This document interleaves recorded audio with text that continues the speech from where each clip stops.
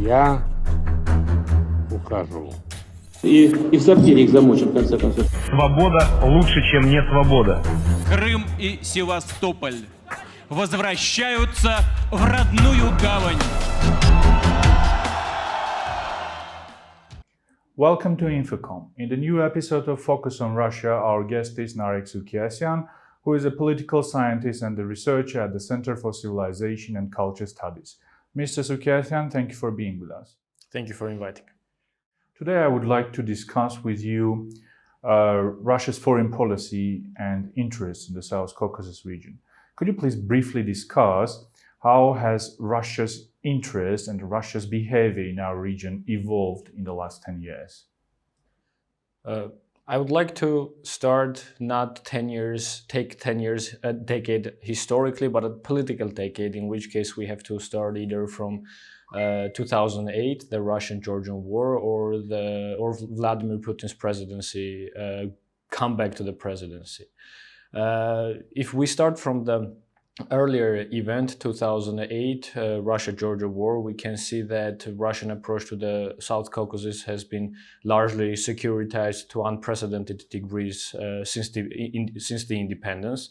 We can even argue that the securitization process that was present in the North Caucasus, though albeit on very different issues, was extended to the South Caucasus. And the process was very much accompanied, and we can argue chicken and egg issue, which started earlier, whether that's the conflict there or the enlargement of Western institutions and Western interests more on more practical terms into the South Caucasus. In that case, we have to speak about the institutionalization of EU presence here by the establishment and the start of activities of Eastern Partnership, which even though the sides, the EU and Moscow,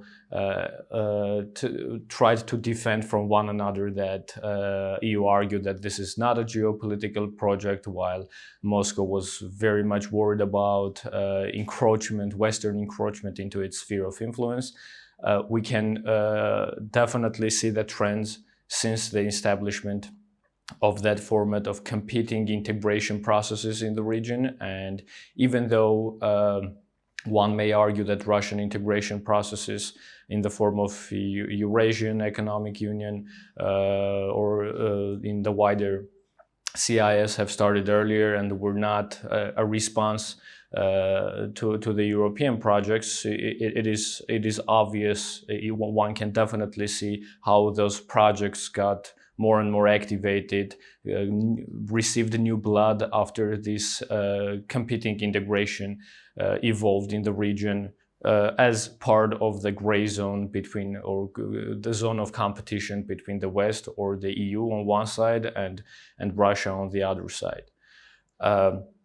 If we that's one perspective. If we look from the perspective of EU-Russia or West-Russia competition in the region. The second perspective, I would argue, is with what I started, is the change of geopolitics after the Russian-Georgian 2008 war, or maybe not the change, but the intensification of trends that had already existed before that.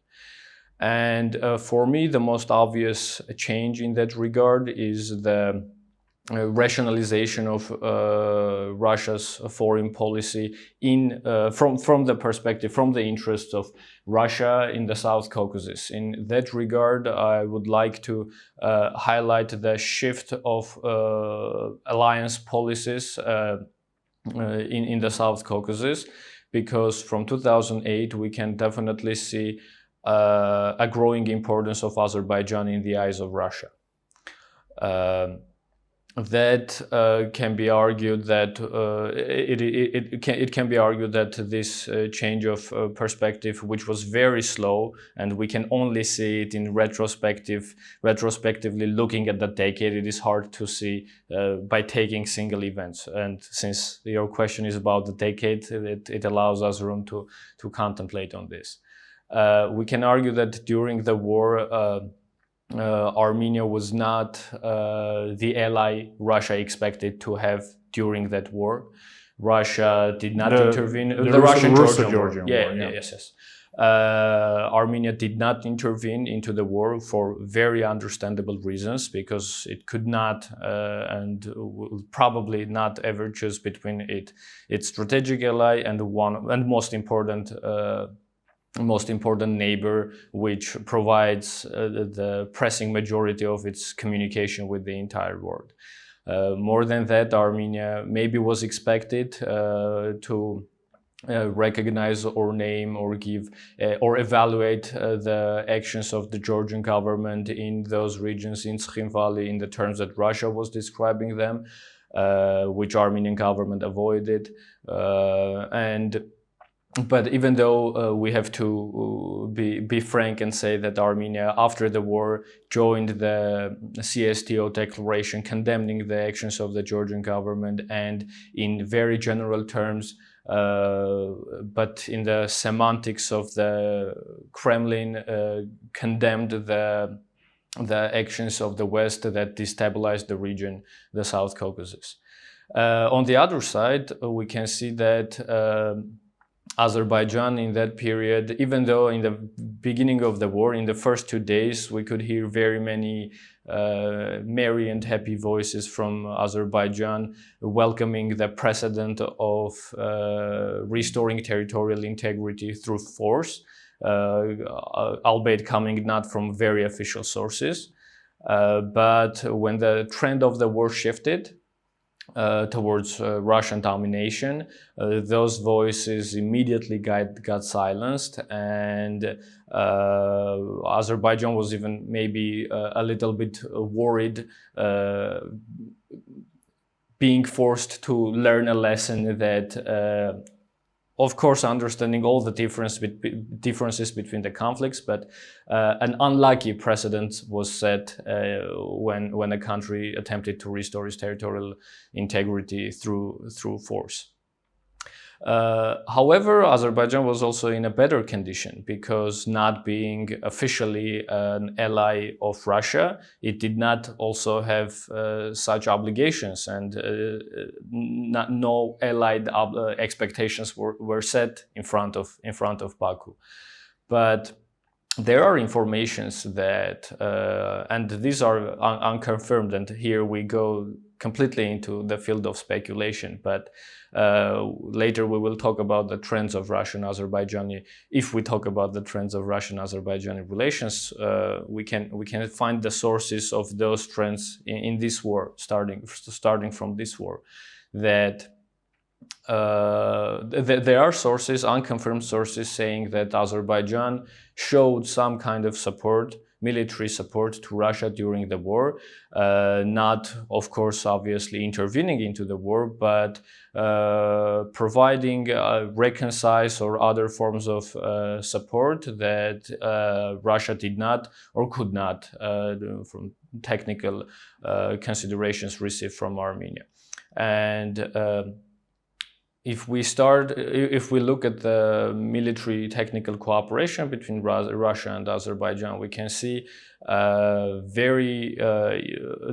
most intensified period comes of arms transfers already comes in starting from 2010, 2011, and we know that those kind of big deals, and that deal was probably the biggest between Azerbaijan and Russia.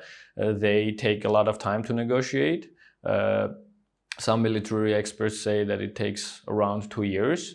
And if we come back to the counting, it should fall around that time. I mean, I understand that this is a speculation, but from where did it start? But the trend is obvious in the military technical cooperation. It is obvious that there were several factors that affected Russia's decision to have closer cooperation, military technical cooperation with Azerbaijan. In my understanding, apart from the war in Georgia, the launch of the Eastern Partnership project also was a key factor in that, because Russia was quite envious towards Armenia and other former post-Soviet countries trying to get integrated into European projects. Moving on from this period we were just discussing to the period when the Euromaidan revolution happened and the annexation of Crimea and the first, if we can say, the first war in Ukraine, the escalation in the Donbas region. What do you think, what were the implications of these events for our region? Because there is a view that in Russia, especially in Russia, that after the Ukraine crisis, the first Ukraine crisis, Russia's foreign policy towards the post-Soviet area has also changed significantly, especially in terms of intervention in domestic political issues. There is a view that Russia's approach towards the post-Soviet countries' domestic politics has been much more pragmatic than before that, because there was an understanding that all their attempts before the Ukraine crisis to put a puppet government in place or to somehow manipulate the domestic politics had failed, and the Russian policymakers and decision makers have since then changed their approach. What's your take on that? I think the policy learning process, which you're describing, has started even earlier during the Orange Revolution, when not the politician that would best fit Russia's interests became to power. But I would definitely agree with the argument that post-Maidan, the war in Donbas, those integration competition that we discussed have changed Russia's approach towards domestic politics and also foreign politics of post-Soviet space. And after Euromaidan, Russian foreign policy in its near abroad is definitely looked from the perspective of those events. When we come to the case of Armenia, I think here we have trends, paradoxical trends. I'll explain why. When in the period of 2009-2013, Armenia was negotiating the association agreement and DCFTA with the European Union, we, for a very long time, we can remind ourselves that the Armenian government was very much welcoming of those that cooperation, and stating that it did not have any desire on very many levels, on the level of prime minister, of deputy foreign minister, even days before the announcement that Armenia will join the customs union and the Eurasian Economic Union. Armenia has stated that it had not had such desire. However, it was not also very loud about its European aspirations. So, of course, it was negotiating those deals, which in the academic circles became to known as silent Europeanization of Armenia, because in that period Armenia had to adopt the acquis communautaire of some parts of it of the European Union, and undergo a huge reform process, which it was not very loud about, because it was clear in Yerevan that speaking too much about that will just bring too many irritants in its relations with Russia. However, if we do a comparative analysis of those reform processes between Armenia and Georgia, or Armenia and Ukraine, Armenia and Moldova, you can see that Armenia was not in the last ranks of that silent Europeanization. However, when we were reaching the last parts of those negotiations and agreements, and the events were accompanied by the crisis in Ukraine, everything in this regard got way too securitized for Armenia, and the Armenian government decided that it cannot afford Europeanization, right, into European integration at such costs. Here we see, and coming back to the paradoxical trends that I mentioned, how does it show itself? So whenever we reach at such critical point between the West-Russia relations in the realm of Armenian interests, at this tipping point, Armenia sides with Russia, as it did with in the case of announcing desire to join the customs union. However, right after that tipping point, the trend goes downwards, and Armenian foreign policy becomes less securitized. Why? Because by making the pro-Russian choice, we de-securitize Russian demands towards Armenia, creating guarantees that Armenia is and will remain into the sphere of Russian interests. So so Moscow can feel more confident about Armenia's desires and look at it with more predictable approach.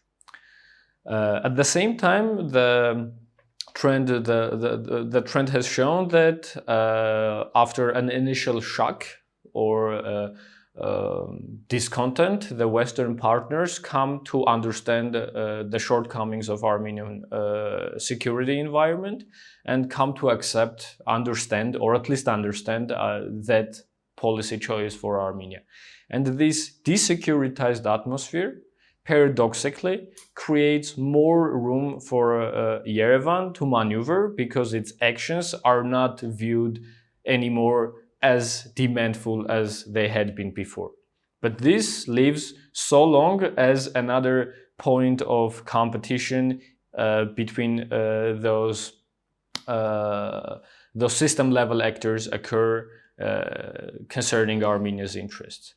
And I believe what I just described, that desecuritization after Armenia did not sign the association agreement, opened the way for later negotiations and eventually the signing of SEPA agreement in a few years later. And also, I don't think it's incidental that only Armenia out of those 6 countries of Eastern Partnership has an agreement which has the status of SEPA. It's not there, it's neither here. It's something in between, which is only possible when that securitized level is taken out of the discussion and the room is opened for something in the middle. And I think even now, Armenia enjoys, out of very few things that Armenia can enjoy in its geopolitical and geoeconomic circumstances, is that understanding of Western partners of peculiarities and shortcomings of Armenia's security. So they are not as demanding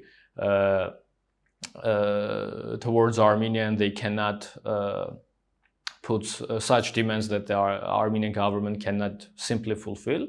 But at the same time, Armenia is good enough, or remains, or leans towards being good enough in the eyes of Kremlin. So this situation creates that maneuverability. However, it contains also a lot of risks, because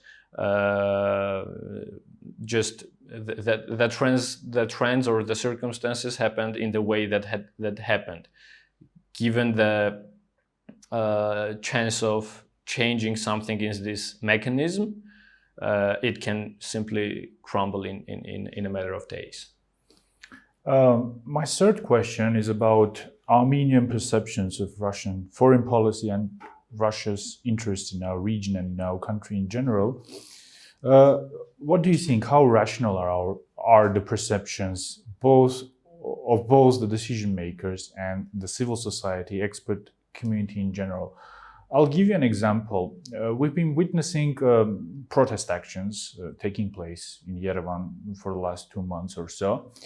And there is some sort of general consensus, both in the ruling circles and in the civil society, that Russia was behind this protest movement. However, if we look at the evidence seems to be scarce, because Russia shouldn't be interested in some sort of regime change in Armenia, because the current government of Armenia is moving forward with Russian agendas in the region, all these unblocking of regional communications, and the post-Karabakh war agenda is a Russian agenda.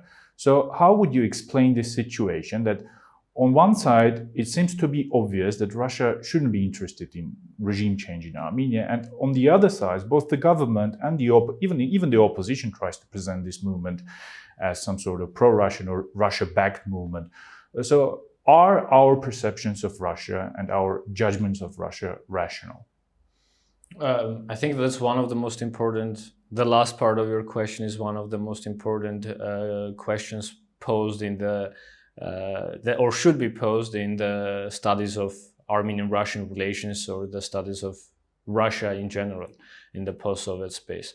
I will not go into arguing whether Russia has any role in the protest movement in Armenia, just because, as you said, we don't have any material, hard evidence of that, and it would be just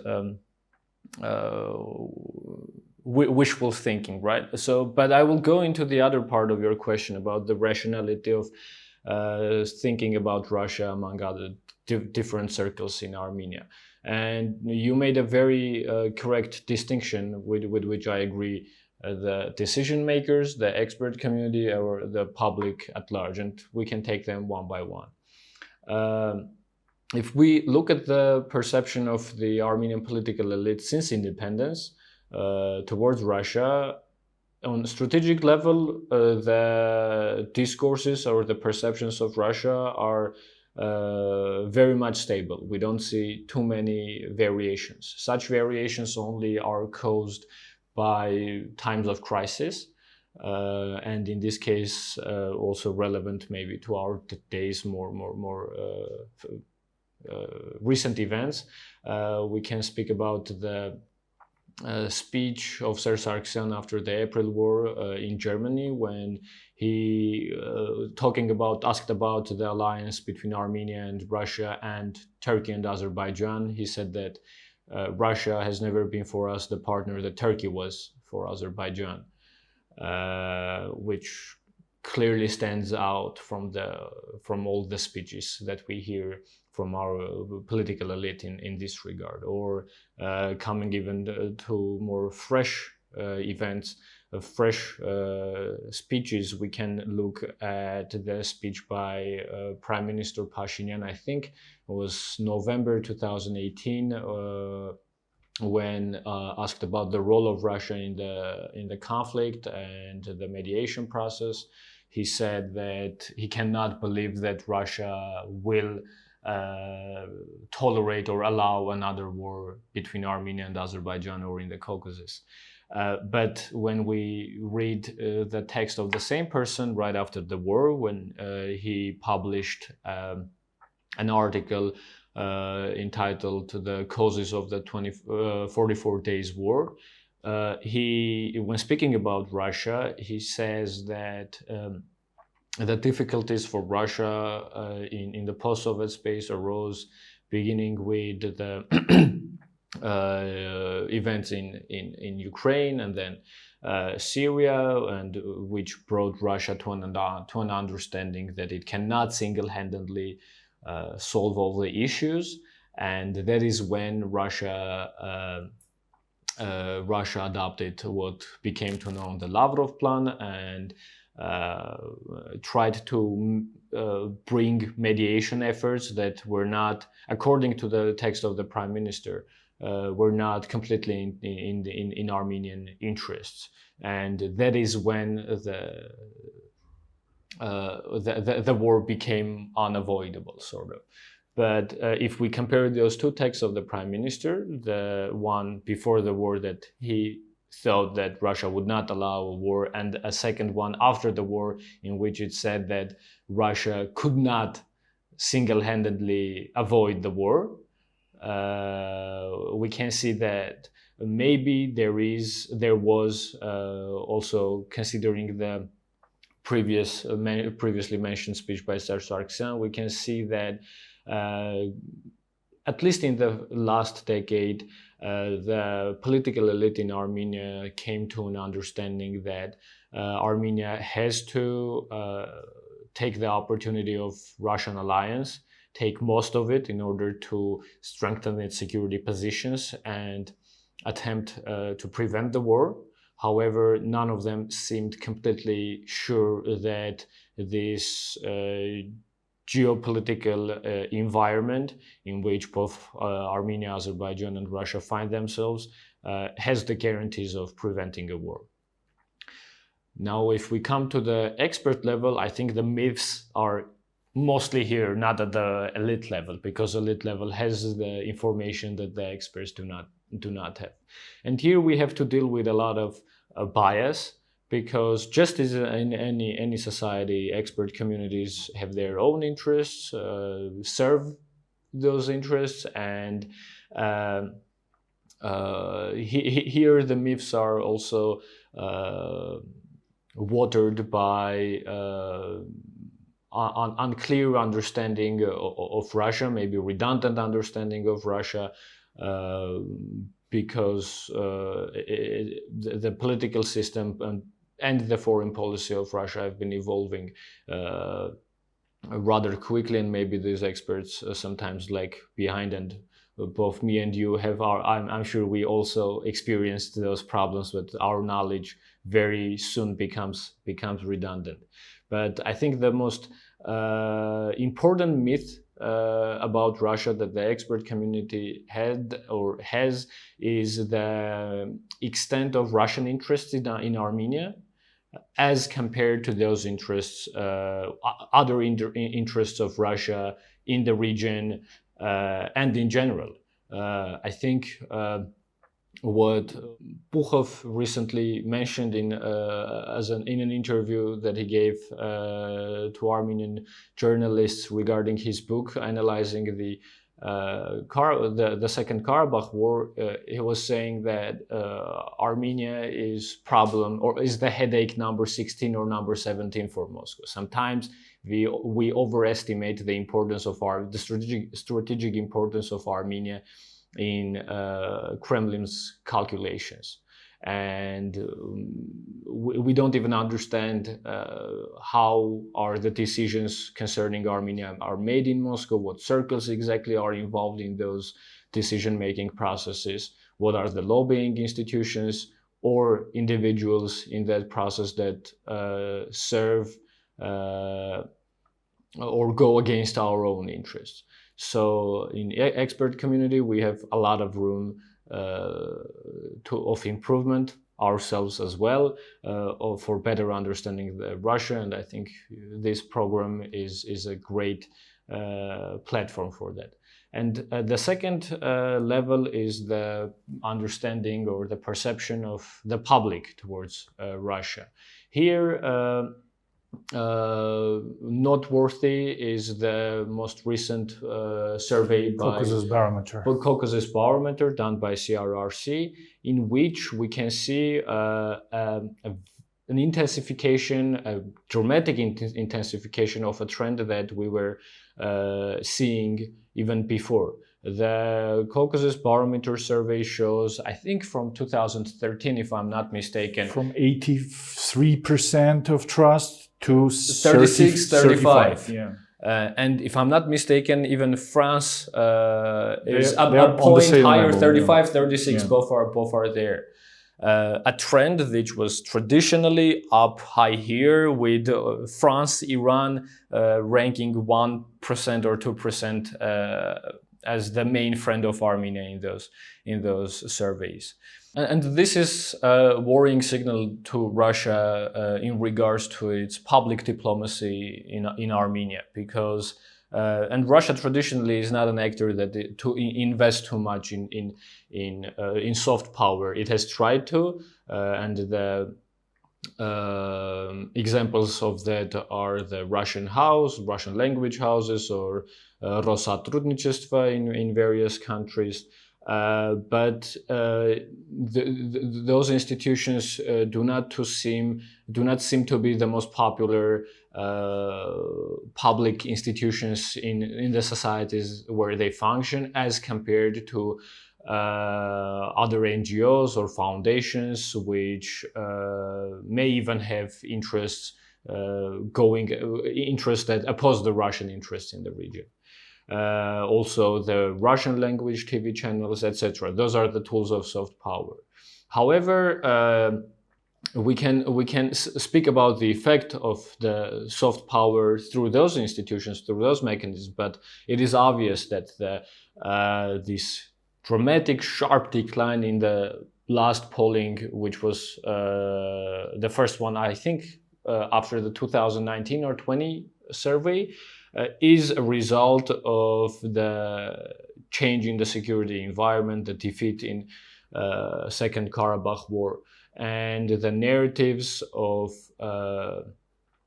condemning or criticizing Russia in Armenia's defeat has a lot to do in explaining the sharp decline in that trend.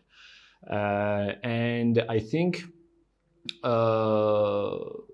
this, as I said, this is a worrying sign for Russia, and if it pursues public diplomacy goals in Armenia, and some policies or some mechanisms need to be reviewed. Yeah, it's actually very interesting how Russia, having so much influence in Armenia and being, after the Second Karabakh War, the guarantor of the security of the people of Nagorno-Karabakh, manages to work so untalently in this soft power area. I'll give you an example. Lots of editors I know of famous media outlets in Armenia have been trying to invite the ambassador of Russia to Armenia to their studios, but he has never accepted the invitation. That's interesting. And one of my last questions is about serious concerns in Armenia, again in the expert community, about the risk of Russia trying to incorporate Armenia into its union state with Belarus. These conversations have been very active since the end of the Second Karabakh War, and are even more active since the outbreak of the war in Ukraine. So what is your assessment? How real are these risks, and how serious are these concerns? I think the talks about the union state of Armenia with Russia and Belarus are premature. I wouldn't say they they don't have any grounds. I'm sure those talks, the topic appears in the talks between Armenian and Russian officials at some level, at some intensity, but definitely not on the top of the agenda, especially now, because I think Russia has way too many headaches now to worry about. Its resources, both institutional and human, are limited, and it cannot engage in such grand foreign policy projects at the same time. And in what direction would those talks about the union state will go very much also depends on the outcome of the war in Ukraine. Maybe Russian government will need a foreign policy victory, and that can be an option for that. But again, I think coming back to the myths, I think we are not clear how.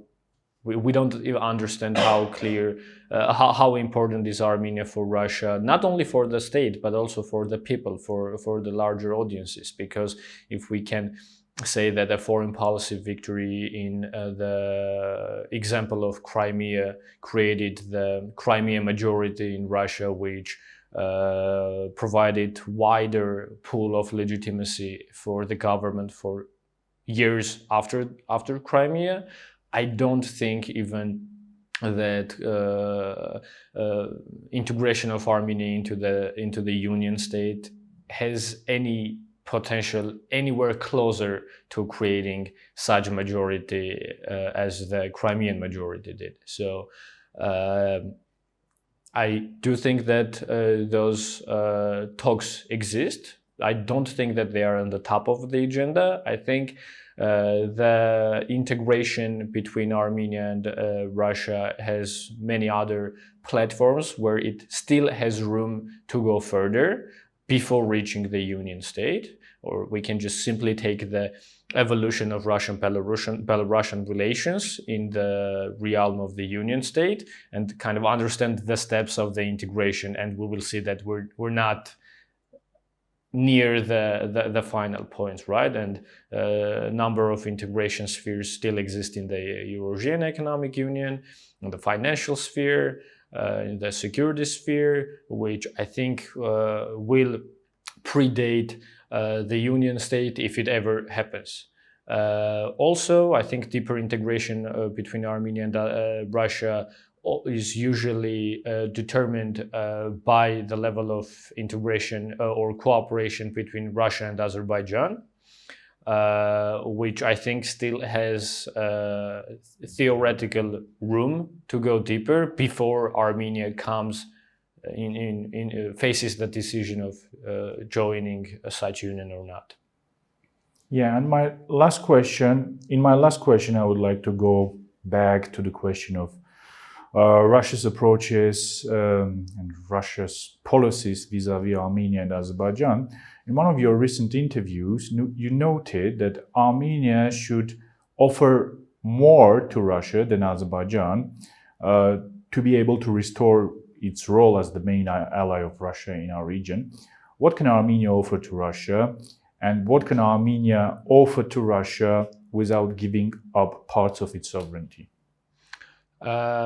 Just a small correction, not that Armenia should offer more to Russia, but I was explaining how the Armenian foreign policy in the triangle of Armenia, Russia, Azerbaijan has worked in the recent years. And the trend was that whenever Azerbaijan deepened its relations with Russia and posed itself as a better partner in the region, more important partner than Armenia in the region, Armenian governments tended to level up the cooperation with Russia on terms that Russia would welcome. By doing this, trying to show that Armenia has the potential or is a more important partner for Russia than Azerbaijan. And these